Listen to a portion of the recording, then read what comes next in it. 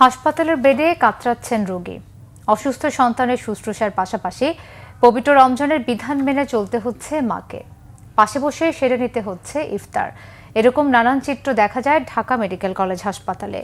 রোজা খোলার সময় হয়ে এলে হাসপাতালের বেডের পাশেই দ্রুত হাতে কোনো মতে ইফতার আয়োজনের ব্যবস্থা স্বজনদের।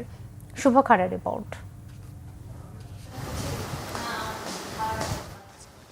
বড় ছেলে আক্তার পায়ের গোড়ায় এভাবেই ইফতার সাজিয়ে ছোট ছেলেকে নিয়ে অপেক্ষা করছেন মা। ছেলের সেবা করার সাথে সাথেই সাজিয়ে নিতে হয় ইফতারি। রমজান মাসের প্রতিদিন এভাবেই কাটছে কোনো না কোনো পরিবারের। হাসপাতাল ঘুরে এমন চিত্র দেখা গিয়েছে আরও অনেক।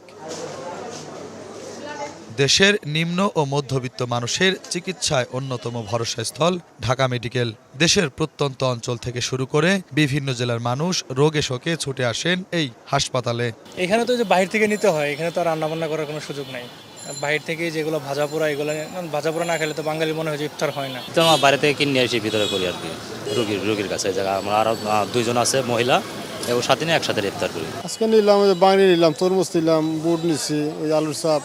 আজকে 7 দিন ধরে আছে। আজকে প্রায় 15 দিন। আমার বড় মেয়েটা ওই অপারেশন হয়েছে, তো আসলে পরিবারের বাইরে হাসপাতালে ইফতার এটা তেমন আনন্দের না। বড্ড গেঞ্জি ও রোগীতে ঠাসা এই হাসপাতালে বেশিরভাগ সময় কোনো সিট ফাঁকা থাকে না। তাই তো রোগীদের কখনো কখনো ঠাঁই হয় মেঝেতেও। ইফতারের আগ মুহূর্ত বাহির থেকে ইফতার সামগ্রী নিয়ে হাসপাতালের ভিতরে ছুটছেন কেউ কেউ। অনেকটা কষ্টের, ফ্যামিলি থুইয়া বাইরে ইফতার করি।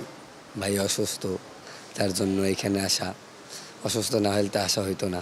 এখন ঠ্যাকের ভিতরে ইফতার ফ্যামিলি থুয়ে করা অনেক কষ্টকর। ইফতার আসলে বাসা থেকে করার এরকম পরিকল্পনা আছে, বাসা থেকে নিয়ে আসবো। ভিতরেই করি, আমার ওয়াইফ আছে যা 15 দিন ধরে। আমরা 4-5 জন আছি, ইফতারি করতেছি এখন।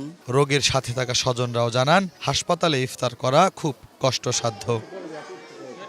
ঢাকা মেডিকেল হাসপাতালের বেডে রোগী রেখে স্বজনদের ইফতার করা সত্যি কষ্টসাধ্য। কেউ আছেন 1 মাস, কেউ আছেন 15 দিন।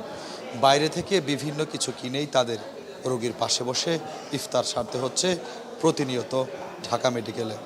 শুভ খান, বাংলা ভিশন, ঢাকা।